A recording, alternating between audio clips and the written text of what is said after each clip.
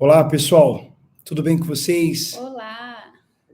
Mais uma vez estamos aqui para mergulharmos no Evangelho. Essa é a 27ª meditação, Mateus capítulo 19. Aí, ó. Nossa voz hoje não está muito boa, né? Probleminha aqui na garganta, um pouco rouco, mas Michele vai me ajudar aqui. Já li, né? Já tem lido, né, nas últimas meditações, então ela vai ler e vai falar hoje um pouco mais. Inclusive, agora na oração, vou pedir para que ela ore e vamos em frente, né? É com de verdade, muita alegria e disposição e amor que nós estamos aqui, mais uma vez, para mergulharmos juntos no Evangelho. Então vamos orar, Michele. Pai querido e amado, nós te louvamos, te agradecemos, engrandecemos o teu santo nome, meu Pai. Te pedimos, ó Deus, que o Senhor dirija essa meditação, que o Senhor, de fato, venha encontrar em nós um coração aberto, humilde, para que o teu entendimento, a tua vontade, a tua mente seja enraizado dentro de nós, meu Deus, porque para que essa palavra penetre, para que ela entre, nós precisamos estar livres de nós mesmos, das nossas vontades pessoais e se submeter completamente à tua vontade, estar definitivamente aberto para aquilo que encontrarmos, que nos depararmos, que de repente vai contra aquilo que a gente cria, né, e havia aprendido até hoje, mas que através dessa palavra o Senhor abra o nosso entendimento e nos faça encontrar verdadeiramente a verdade que liberta, que nos faz nascer de novo, que nos faz viver uma nova vida em Cristo, meu Pai, que de fato nos faz viver no reino, começamos a viver no teu reino aqui nesse mundo e desfrutarmos completamente no porvir, na vida eterna, mas que nós possamos começar a desfrutar do teu reino e fazer parte do teu reino aqui nesse mundo, em nome de Jesus. Amém. Amém, graças a Deus. Então, vamos lá, capítulo 19, versículo 1.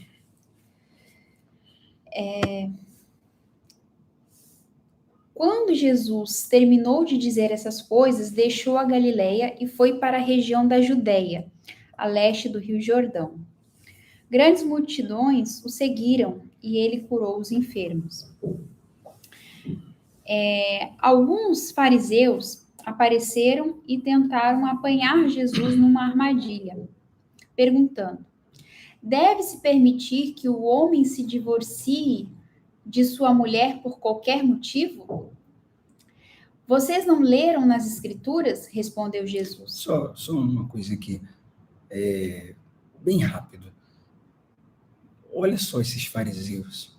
Ao invés de aproveitarem e fazerem perguntas para aprender, eles faziam perguntas para tentar pegar Jesus, né? Ver se encontrava nele alguma falha, alguma contradição, enfim, uma armadilha. Não havia humildade nesses homens. Não havia humildade. E esse, como a gente fala sempre aqui, é o grande contexto do livro de Mateus, desses homens, desses religiosos, líderes religiosos, não reconhecerem Jesus como o Messias. E apesar de Jesus ser o Filho de Deus, ele estava sempre aberto, né, Marcelo? A discussões, a debates, a ser questionado. Ele não... A gente vê que, às vezes, existem líderes religiosos até orgulhosos que não aceitam, né, ser questionado, ser confrontado, ser debatido. Porque se a gente está do lado da verdade, a gente não teme ser confrontado, a gente não teme ser questionado, né? Verdade. Então, Jesus aí não tinha problema com isso, Se estamos né? do lado da verdade, é verdade isso que você falou. Então, não temos medo de ser questionado, de ser confrontado.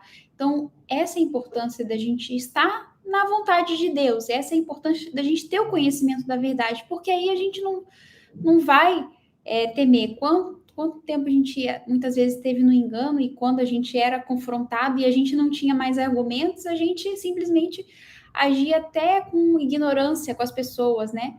Porque chega uma hora que a gente não tem resposta, né? É uma crença que não é fundamentada muitas vezes na verdade. E quando não é fundamentada na verdade, a gente, ao invés de debater com argumentos, com o que está escrito de verdade, a gente não tem, né, o que falar. Então, tem muita gente que você falou uma coisa que é fato.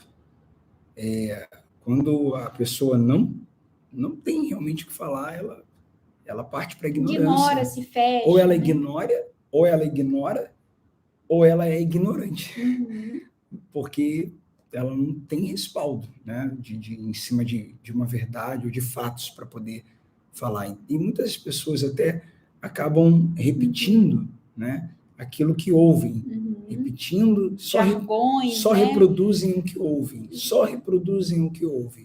mas não é algo sólido, não é pautado na palavra.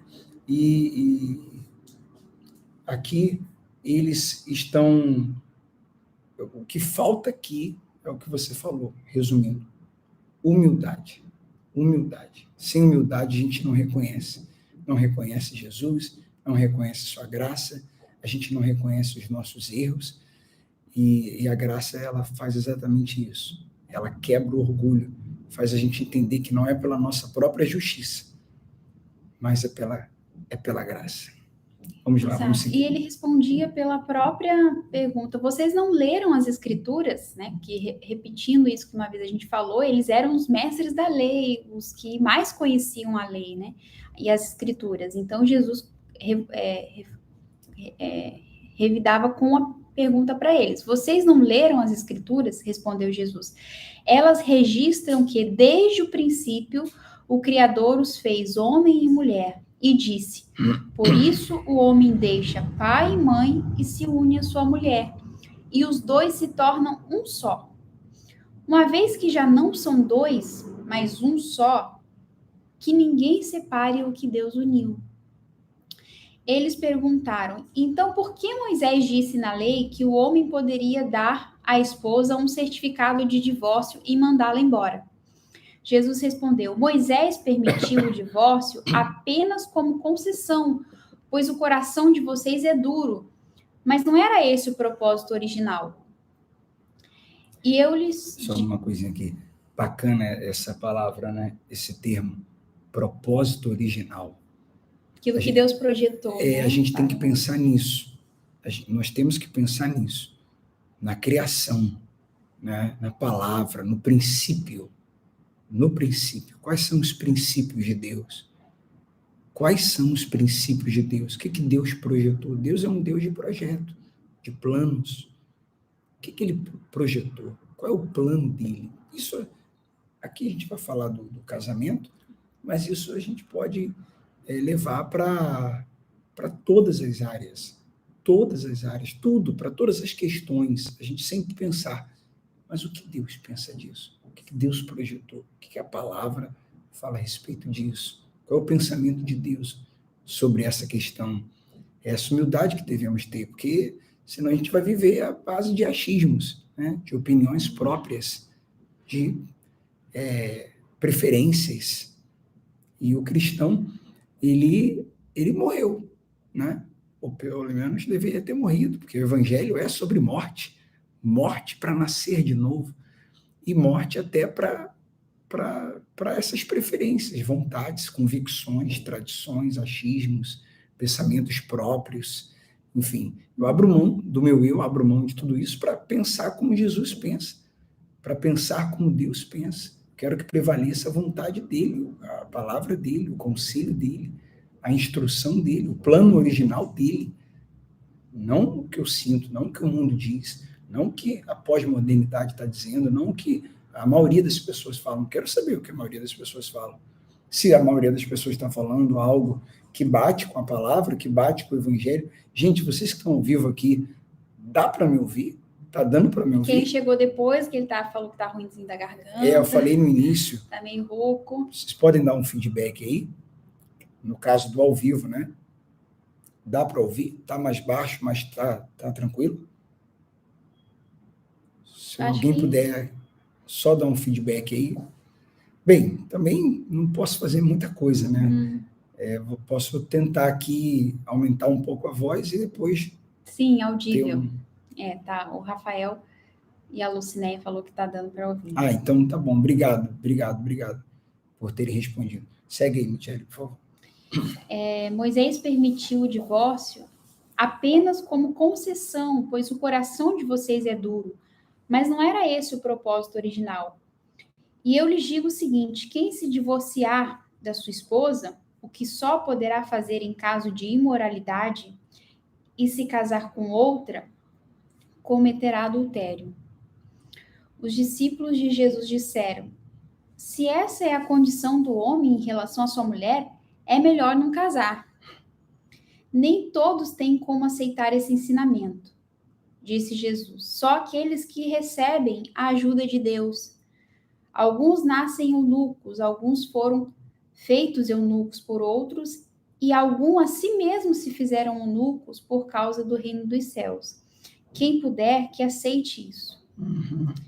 Então, aqui Jesus está falando que não é que foi permitido o divórcio, mas na época, por causa da dureza do coração, foi concedido. Então, se vocês querem se separar, então eu vou dar, né? Na verdade, permitido foi por Moisés, mas nunca foi uma orientação, nunca fez parte do plano original.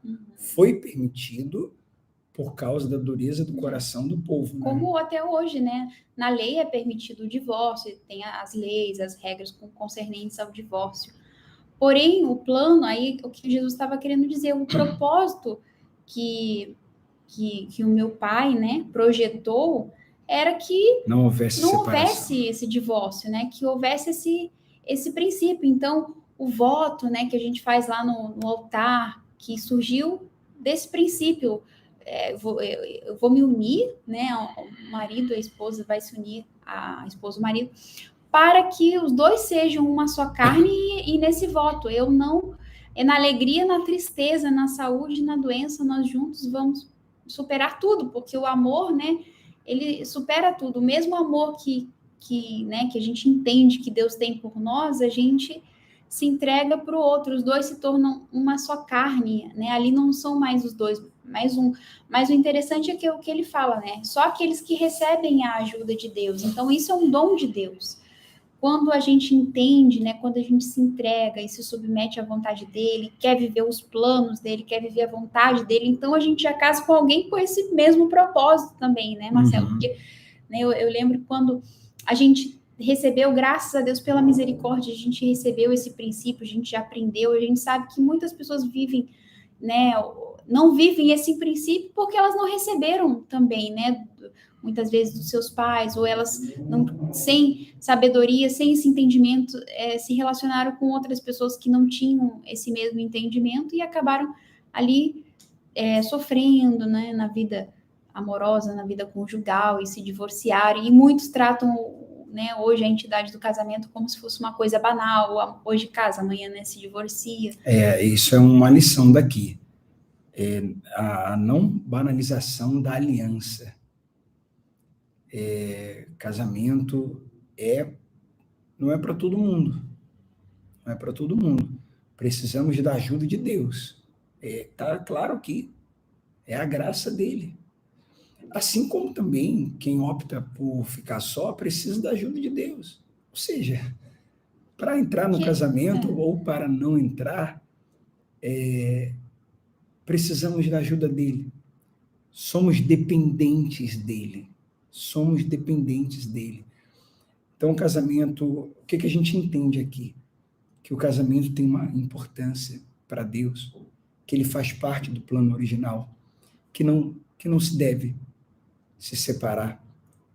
Aí ele abre um parêntese aqui e coloca a questão do adultério, da imoralidade. Não significa que, no caso de adultério, a pessoa, então, tenha que se separar.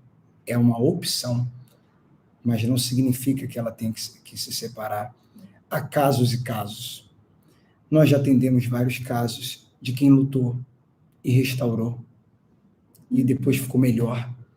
Fácil não é, porque isso exige realmente busca, autoconhecimento, paciência, amor. Tem que dar o tempo, tem que esperar o tempo.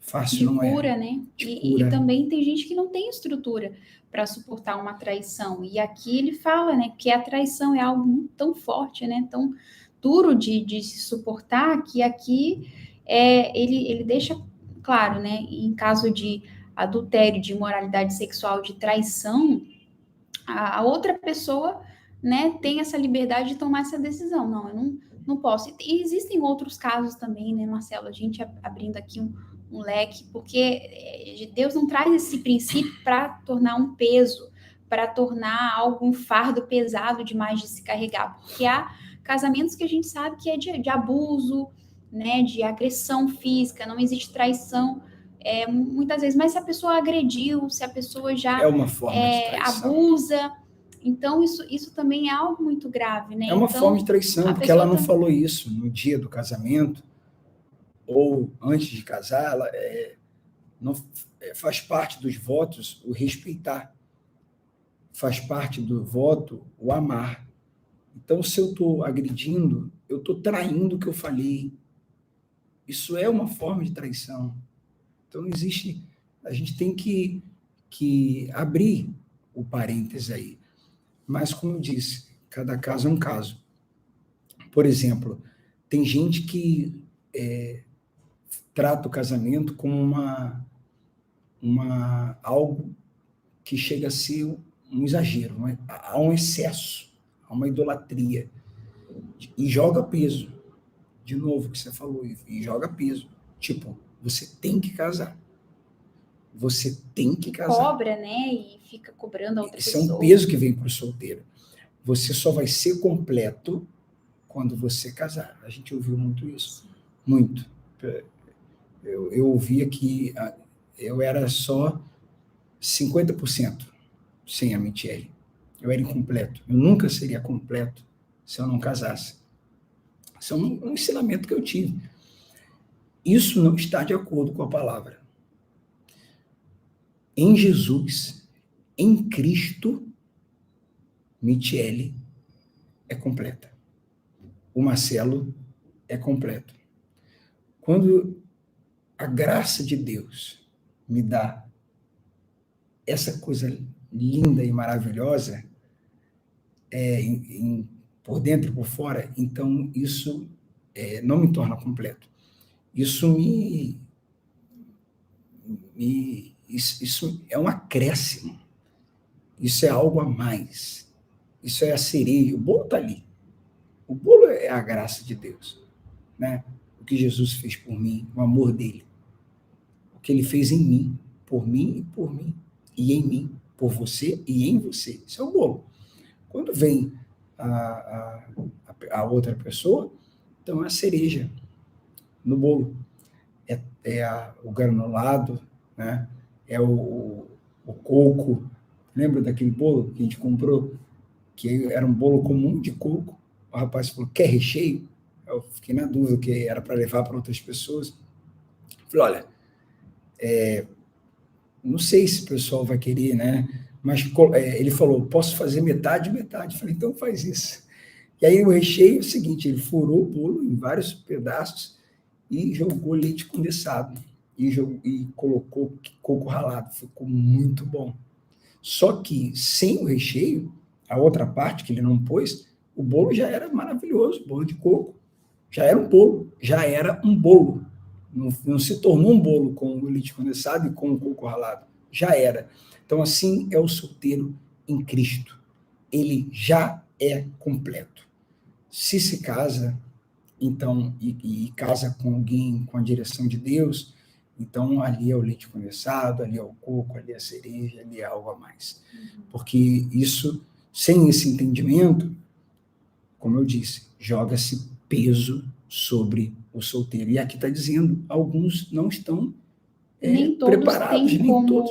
como aceitar esse ensino. Alguns eram eunucos por nascença, outros se tornaram eunucos, não por voluntariedade, e outros, de forma voluntária, pelo reino de Deus, se tornaram. Então, olha só quantos casos há. Olha quantos casos há. Olha como não pode a gente ficar numa bolha, numa caixinha, e dizer que só um caso é o correto. Não dá. E que é o caso dessas pessoas que falam, eu não quero casar, não tenho vontade de casar. E outra chegar e falar, querer impor, não, mas você tem que casar, né? Não é bom que o homem viva só. Mas só não é legal isso se a pessoa está decidindo sem oração, sem relacionamento com Deus. Quer dizer, aí ela quer que prevaleça a vontade dela. Mas se ela estiver bem resolvida nisso com Deus, tipo, eu sou um solteiro, e eu venho orando, eu falando com Deus, e nas minhas conversas de intimidade com Deus, de relacionamento, eu estou tranquilo com respeito a isso, que eu quero ficar solteiro. E Deus não me falou algo diferente. Porque assim, se eu falo, se eu sou solteiro e falo, eu não quero casar, mas Deus me toca e mostra alguém, eu não posso ficar fechado a algum plano dele. Aliás, pessoal, deixa eu falar uma coisa aqui. Na relação com Deus, uma relação profunda com Deus, a gente nunca está fechado a nada. A gente planeja o futuro, mas a gente nunca está fechado a nada. Se você falar para mim, vocês pretendem abrir um trabalho no lugar tal, vocês pretendem fazer isso, vocês pretendem fazer aquilo, vocês querem ter filho? Qualquer pergunta que você me fizer, eu posso te dar uma resposta, mas nunca vai ter um ponto. Essa é a minha preferência. Porém, né? Olha, que seja feita a vontade de Deus, porque o homem faz planos, mas a resposta certa vem de Deus. Nossas respostas, nossos planos não podem ter um ponto final, gente. A não ser que seja já uma direção de Deus. Então, o ponto final eu só coloco quando eu digo assim, olha, eu quero isso e isso, eu planejo isso, eu penso em isso, vírgula. Mas que seja feita a vontade de Deus. Ponto. Aí entra o ponto.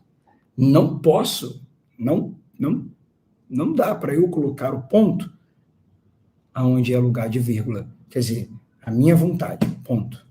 Então, eu estou fechado para a vontade de Deus. Não posso me fechar. Quanto mais aberto você tiver, um barro mole nas mãos do oleiro, então Deus vai ter liberdade e vai te guiar, e vai te usar, e vai cumprir o plano dele na nossa vida. Isso é muito, muito, muito profundo. Vamos lá. Então, certo dia trouxeram, versículo 13, certo dia trouxeram crianças para que Jesus impusesse as mãos sobre elas e orasse em seu favor. Mas os discípulos repreendiam aqueles que as traziam. Jesus, porém, disse, deixem que as crianças venham a mim, não as impeçam, pois o reino dos céus pertence aos que são como elas. Então, antes de ir embora, pôs as mãos sobre a cabeça delas e as abençoou. Como no capítulo anterior nós falamos mais sobre isso, acho que só de ler aqui e reforçar esse olhar especial que Jesus tem com as crianças é o suficiente. E a responsabilidade dos pais, né, de ensinar o evangelho. Gente, você tem coisas que vêm na hora aqui para falar, né? Eu fico muito feliz. Eu amo quando vem coisas na hora para falar, e coisas que eu tenho certeza que são inspiradas. Se você tem uma criança, eu não sei, você vai saber falar melhor, ser pai, mãe, a idade, né? Mas 5 anos, eu lembro das coisas de 5 anos, tá? Eu não lembro das coisas de 3, mais ou menos 4, bem pouquinho, mas eu lembro de coisas de 5, de 6, de 7, eu lembro de muitas coisas. Então, mais ou menos nessa idade aí, se você sentar com ela, uma ideia, uma sugestão, eu colocaria essa criança para ler comigo o evangelho. não digo nem acompanhar essa série, mas ler o Evangelho. Eu pegar o resumo do que eu ouvi aqui, do que eu li na Bíblia, e ler o Evangelho para essa criança. Primeira vez, com 5, com 6. Depois passa mais um tempinho, no outro ano, talvez todo ano ler o Evangelho. Imagina essa criança chegando com 12 anos, se ela tem 6 hoje, um exemplo. Passados 6 anos, seus pais, ou avó, avô, tio, tia, você que está acompanhando, já vem, só um exemplo que eu estou dando, pode ser menos, pode ser mais, já vem há 6 anos, todo ano, lendo o Evangelho para essa criança. Meu Deus. Então, assim, é muito fácil a pessoa falar, o mundo está ruim, o mundo está horrível, não dá para botar a criança, melhor não colocar a criança no mundo. Mas com qual perspectiva nós estamos falando isso? Sem fazer isso aqui, realmente, sem ensinar o Evangelho para ela, sem orar, sem implantar o Evangelho nela, sem o Espírito Santo agir, realmente está muito complicado botar a criança no mundo. Mas se for desse jeito, e muito mais que a gente está falando aqui, não muda o pensamento? Será que não é bom, não é melhor colocar crianças cheias da palavra, do Evangelho, já aprendendo desde cedinho, porque a gente tem recebido mensagem de gente de 50, 60, 70, 80 anos, dizendo, olha, agora eu estou aprendendo o verdadeiro Evangelho. Mas se a criança com 5 aprendeu o verdadeiro Evangelho, o que ela pode ser nesse mundo? O quanto ela pode iluminar? O quanto essa criança, a voz melhorou, hein? O quanto essa criança pode iluminar? O quanto essa criança, esse adolescente, esse jovem, futuramente adulto, vai salgar, vai iluminar, vai ser luz. Então, a ótica muda completamente, completamente. Por isso que eu, particularmente, vou abrir meu coração para vocês aqui, particularmente eu não me fecho para ter filho. Seja como for, seja por um milagre, seja a vasectomia falhando, seja por um tratamento, ou seja por uma adoção. Que o Espírito Santo dê a direção. Porque sabemos que se o Evangelho for implantado, essa criança não será engolida pelo mundo. Ela vai ser luz no mundo, por causa do Evangelho. Ela vai salgar o mundo. Claro que na prática não é fácil. Não é fácil. Mas a tendência é essa. A tendência não é que essa criança se perca. A tendência é que ela ajude quem está perdido. Tudo depende da criação, tudo depende do que ela aprende. Então é um assunto extenso isso, mas eu abri um parênteses aqui para falar, porque é outra coisa errada que a gente havia aprendido também. Vamos lá. Um homem veio... Então a Estela botou, boa ideia, meu bebê vai fazer 2 meses. Aí não dá, né? Espera daqui a pouquinho, começa nas musiquinhas, né?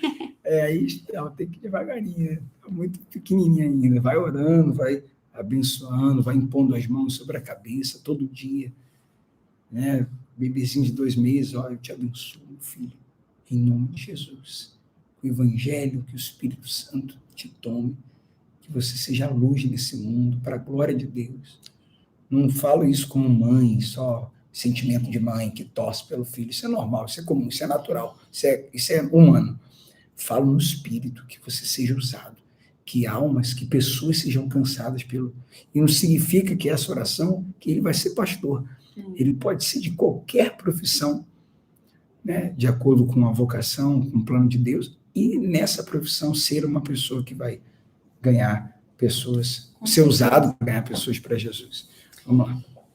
E não tem melhor forma da gente ajudar, né, os filhos, eu creio, que é sendo, né, esse exemplo do Evangelho, né? Também, né? Sendo o Evangelho encarnado. Porque exato, se eu sento com meu filho de 5 né? anos, de 6, 7, 8, e fico olhando para ele o Evangelho, mas ele olha para mim e não vê o Evangelho, esquece. O homem rico. Um homem veio a Jesus com a seguinte pergunta: Mestre, que boas ações devo fazer para obter a vida eterna? Por que você me pergunta sobre o que é bom? Perguntou Jesus. Há somente um que é bom. Se você deseja entrar na vida eterna, guarde os mandamentos. Quais? Perguntou o homem. Jesus respondeu: não mate, não cometa adultério, não roube, não dê falso testemunho, honre seu pai e sua mãe, ame o seu próximo como a si mesmo. Tenho obedecido a todos esses mandamentos, disse o homem. O que mais devo fazer? Jesus respondeu: se você quer ser perfeito, vá, venda todos os seus bens e dê o dinheiro aos pobres. Então você terá um tesouro no céu. Depois venha e siga-me. Quando o rapaz ouviu isto, foi embora triste, porque tinha muitos bens. Fala aí, Michele. Então, tem aqui algo interessante, né? Que os mandamentos, né, lá de Moisés, que foi dado no Monte Sinai, são 10. Em Êxodo 20, nós vemos 10 mandamentos, né? E aqui Ele não Jesus fala fala dos de 10. 6, né? E os primeiros que cita os 10 mandamentos, ele não fala.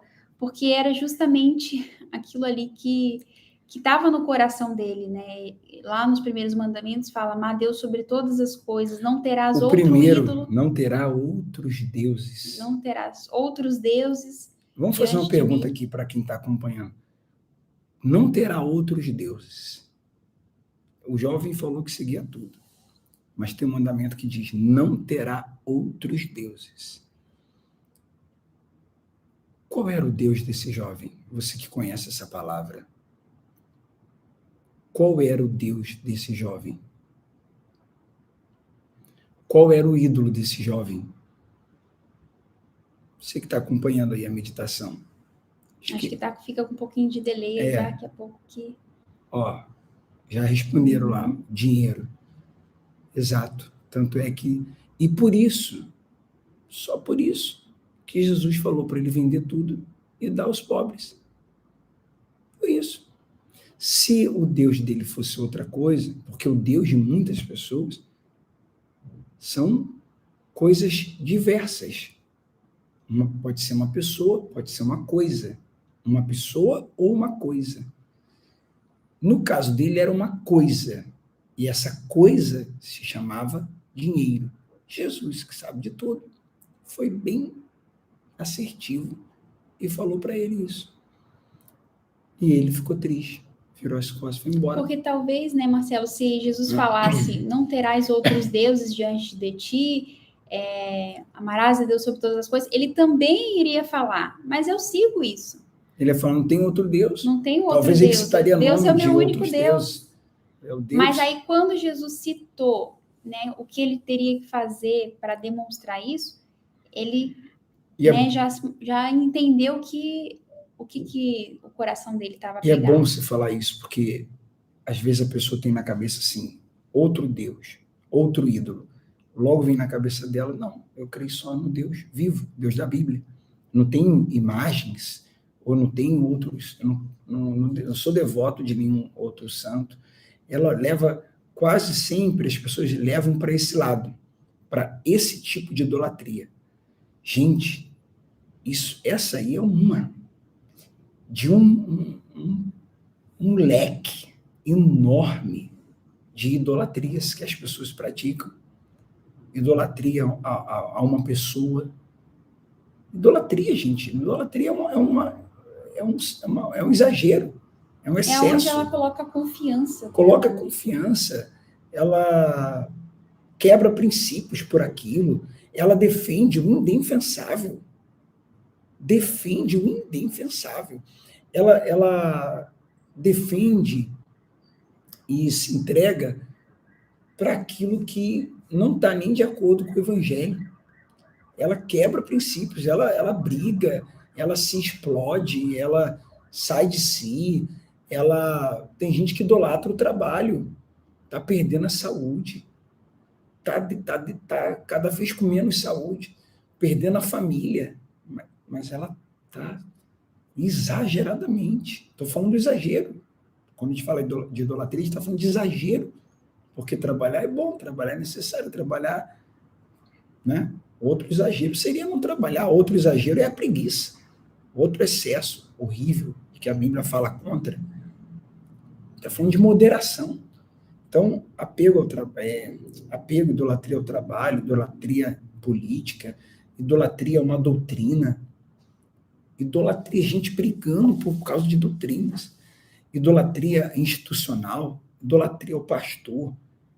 Idolatria às suas tradições. Seja qual, idolatria ao dinheiro, nesse caso, o amor ao dinheiro. E é perigoso, porque Jesus vai falar mais na frente que é impossível um rico ser salvo. Agora, é possível para Deus.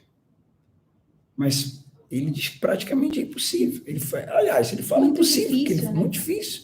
Porque para o camelo entrar pela agulha, a gente vai ler aí, né? Mas a gente vai explicar e vamos encerrar a meditação explicando isso. Mas pense, gente, essas meditações não podem ser só para a gente ouvir. Ler o Evangelho não é só para a gente ouvir e se informar. Ele tem que entrar em nós. O que eu preciso mudar? A gente não está aqui para aumentar nossas informações. A gente não está aqui apenas também para aumentar o nosso conhecimento. A gente está aqui para mudar. Nós estamos no Evangelho para mudar, para melhorar, para se analisar. Não é para analisar os outros. É para nos analisarmos. E, claro, sermos criteriosos com respeito a tudo, as pessoas. A gente não ser manipulado. O Evangelho ajuda também a gente a não ser dominado, enganado nem manipulado. Mas essa análise começa por nós, né? E a gente tem um exemplo da ciência até para comprovar isso, né, Marcelo? Outro dia a gente ouvindo uma psiquiatra muito conhecida aqui no Brasil, ela estava dando uma entrevista e ela falou de estudos, né, científicos que falam a respeito disso, porque todas as pessoas, o ser humano, ele, para alcançar um nível de felicidade, ele precisa, né, buscar um sustento, né, uma casa, ter o sustento ali para sustentar ele, a sua família e tal, e isso é saudável, você ter uma vida que traz uma certa segurança. Agora, a partir de um determinado momento que a pessoa Idolatria. começa a ter muito dinheiro, e aí entra um fator de risco onde ela, por ela ter muito, ela não tem mais aquela coisa de buscar ter uma necessidade. Tudo que ela quer, ela pode alcançar com o valor, porque está tudo à disposição. Se ela quiser ir daqui, pegar um jatinho lá para o outro lado do mundo, ela tem condições, ela tem esse acesso. E aí, o que acontece? A pessoa começa a sempre querer mais e mais e mais, porque ela começa a temer a não ter mais essa possibilidade de voltar a não possuir, não ter dinheiro. Então, ela tem medo de não ter mais dinheiro, porque o dinheiro ali se tornou para ela um Deus, né? Que satisfaz todos os seus desejos, que supre todas as suas necessidades, que o que ela quiser, o que ela imaginar, o que ela pensar, ela consegue fazer, porque ela tem condições para fazer isso. Então, ela faz do dinheiro o seu Deus. Então, quase tudo, né? Ela consegue. Exatamente. Muita coisa ela consegue. Não consegue tudo, mas ela consegue muita coisa com dinheiro. E aí ela se apoia nesse ciclo, né? Eu quero sempre mais e mais e mais e mais, e a pessoa nunca se satisfaz, né? E ela nunca está contente com o que tem. E se apoia nisso. Se torna uma pessoa descontente e se apoia nisso. E aí o mais grave de tudo é que, sem perceber, essa pessoa pode cada vez mais ir se tornando menos dependente de Deus. Eu vejo claramente isso. Claramente isso. Deus não deixa faltar. Deus cuida, mas muitas pessoas ele retém. Ele poderia fazer e dar mais, mas por cuidado, por amor, ele segura. E tudo é uma questão de estrutura, né? Se a pessoa está na rocha, se a pessoa entendeu a graça, se ela está cheia do amor de Deus, essa pessoa com certeza está em mais condições de receber mais dinheiro, porque o dinheiro para ela vai ser papel. Agora, se ela não tem entendimento da graça, entendimento do amor, a relação dela não é uma relação profunda, íntima de amor, o dinheiro é muito perigoso para essa pessoa. E Jesus deixa isso aqui muito claro. Então, é por isso que nós mergulhamos no Evangelho e entendemos que essa teologia da prosperidade, a gente já acreditou nela né? Já pregamos, mas ela é nociva e ela não está de acordo com a Bíblia, né? Aí, ontem você falou uma coisa muito legal. Você falou, lembrou, né? Que aí tem pessoas que poderiam usar argumento, mas a gente tem que acreditar ou pregar qual teologia da pobreza? Não. Jesus não falou para a gente pregar, não ensinou, não está no Evangelho teologia de pobreza, mas também não está Ele falou para a gente teologia de evangelizar os riqueza. pobres, né? Aqui fala no Evangelho. E as boas novas levaram o Evangelho aos pobres. Por quê? Porque os pobres não adianta a gente dar só dinheiro, né? Porque se a pessoa não mudar, ela sempre vai depender. Sim, ali e vai mendigar. Mas eu digo assim, tem gente que ela é 880. Então, assim, se não tem a riqueza, então tem o quê? Tem a pobreza? Não, não. Não tem nenhuma coisa nem outra. Tem um pai que supre necessidades. Tem um pai que cuida dos seus filhos. E que é soberano. A pessoa que ele quiser enriquecer, a pessoa que... E também tem uma questão da pessoa se preparar, se capacitar, estudar, né? Tem toda uma questão humana também, né? Que às vezes a religiosidade vai jogar toda a responsabilidade para Deus. Tem pessoas que ele vai usar dessa maneira. Tem pessoas, por exemplo, aí é uma coisa que eu acredito, tá? Muito. Gente apaixonada pelo Evangelho. Gente que ama o Evangelho. E ela tem um coração doador. Ela ama muito as almas e o Evangelho. Então, ela, com mais dinheiro, vai observar quem está pregando o Evangelho de verdade e ela vai patrocinar esse trabalho. Ela vai cada vez mais ajudar. Vou dar um exemplo de uma coisa que, se eu fosse um grande empresário, eu, particularmente, eu gostaria de me envolver. Trabalho de missões. Pregadores que deixam o seu país, sua cidade, e vão lá para o Haiti, vão para longe, às vezes aqui mesmo no Brasil, lugares bem complicados, não precisa ser só África, não, aqui mesmo tem lugares assim, e vão fazer missões. Como é o caso daqueles que pregam o evangelho no geral, só que alguns vão ainda mais fundo. Poxa, imagine uma pessoa com muito dinheiro podendo ajudar esse tipo de trabalho. Então, a pessoa que tem esse coração, e Deus sabe que ela tem, não é porque ela fala, não, ele sabe. Essa pessoa, Deus, acredito que ele potencializa ela e dar a ela condições para que ela tenha mais dinheiro, porque essa pessoa, com mais dinheiro, vai usar essa quantidade de dinheiro maior que ela tem para esse tipo de trabalho. Então, nisso eu acredito. Nisso eu acredito. Fora isso, se não é pelo reino, eu creio num Deus que cuida, que supre, que abençoa e que dá à pessoa o suficiente para ela viver bem e é isso. Tem gente que pensa que glorificar Deus é pelo que tem, né? Eu vou glorificar Deus com a minha vida. Aí logo vem na cabeça da pessoa a vida financeira. Então, vou glorificar Deus com a minha vida. Aí vem as áreas externas. Gente, glória para Deus. As pessoas... Você quer saber o que é glória para Deus? Não é o que se tem. O reino de Deus não consiste nos bens que o homem possui. Glória para Deus. Glória para Deus, gente. É a pessoa olhar para a gente e falar assim: eu vejo Jesus em você. Eu vejo Jesus em você. Esse Jesus que você fala aí. Você não é perfeito, mas eu vejo ele em você. Eu vejo na humildade, no teu amor.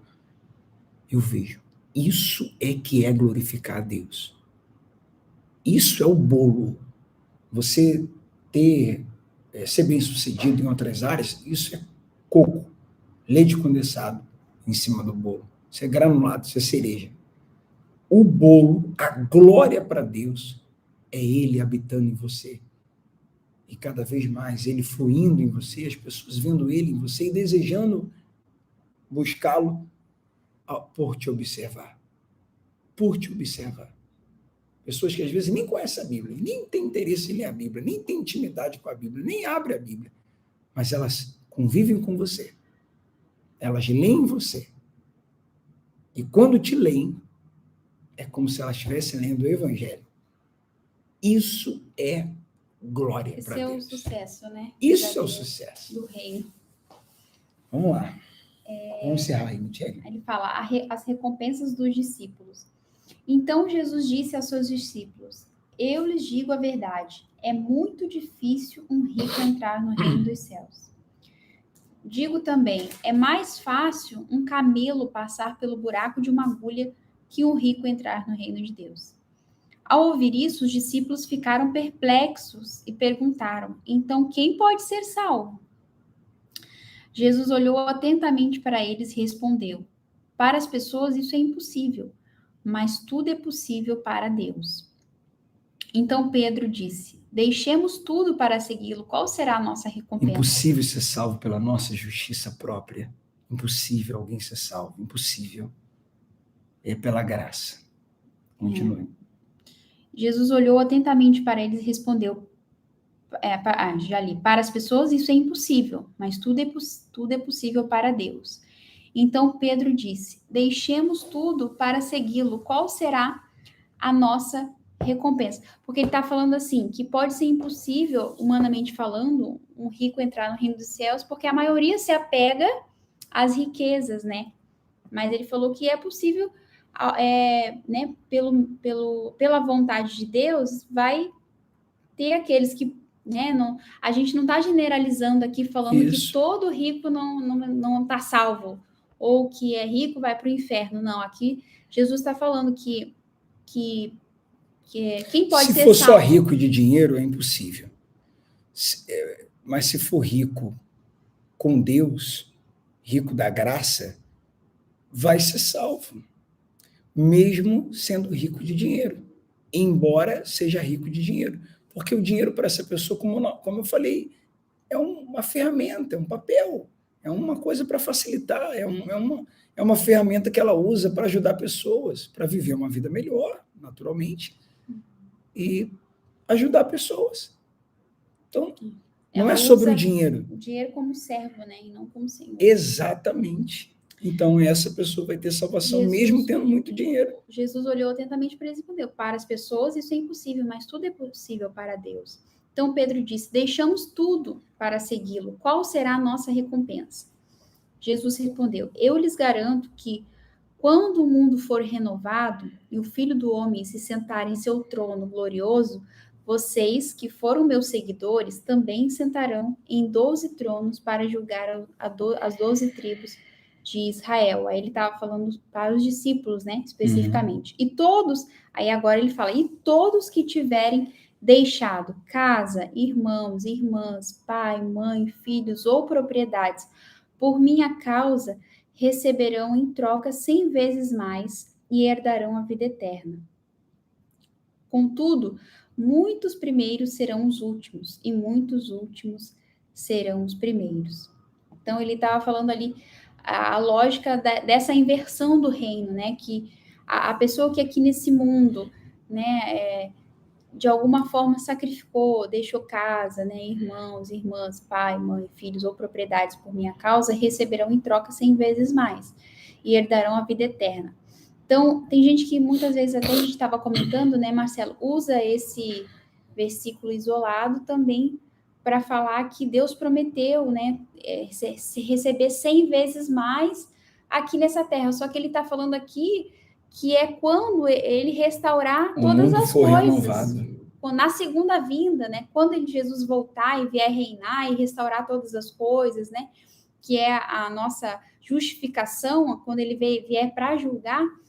E aí ele fala lá, contudo, muitos primeiros serão últimos, e muitos últimos serão os primeiros. Não dá para tirar do contexto, né? Impressionante. Que aqui ele está falando na restauração de todas as coisas, né? Porque aqui os discípulos... Está falando de salvação.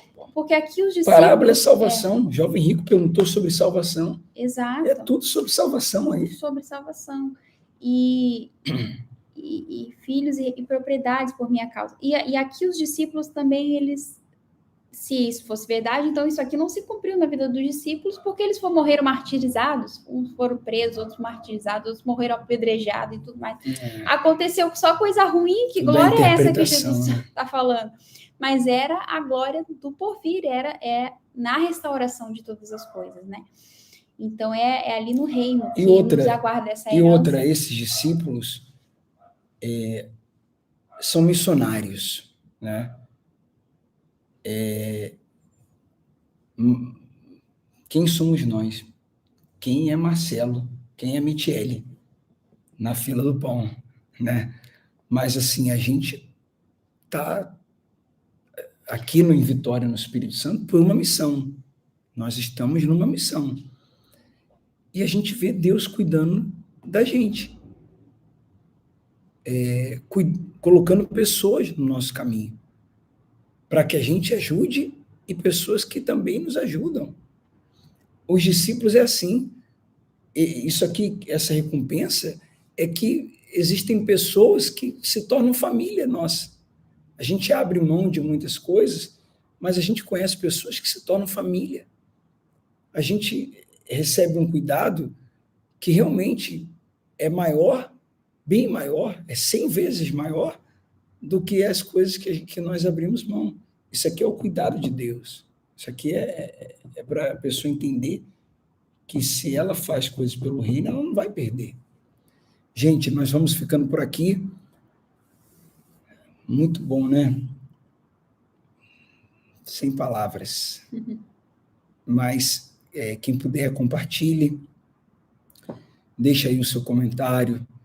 Esse vídeo vai ficar salvo, né? Do jeito que está, sem edição, do jeitinho que nós fizemos aqui. Mas deixa aqui no YouTube, deixa aqui embaixo depois o seu comentário, depois que ele ficar gravado, deixa um comentário sobre o capítulo 19. O que tocou mais você? O que você tem para dizer? Fale para outras pessoas lerem, ou melhor, escreva.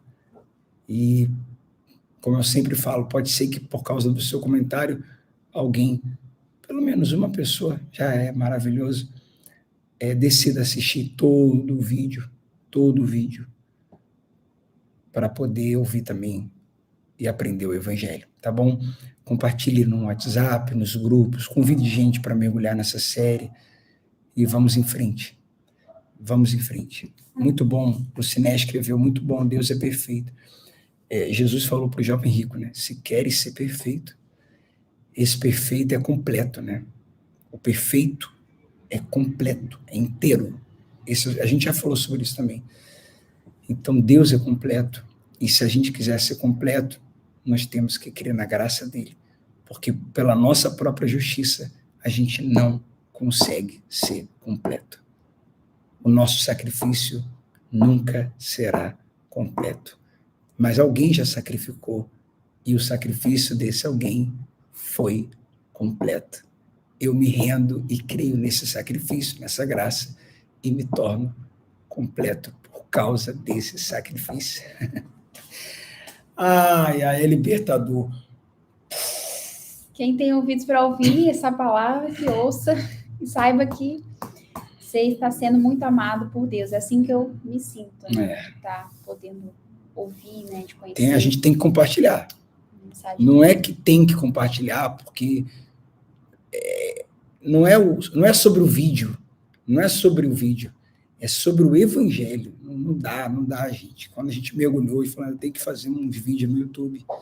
Não vou fazer curso, não vai ser cobrado esses vídeos. É gratuito, vai ser aberto, vai ser no YouTube. Tem que compartilhar isso. Não dá? Que isso, gente? Outras pessoas têm que entender esse Evangelho também. Deus abençoe vocês. Um abraço e até a próxima. Fala alguma coisa? Tchau, gente.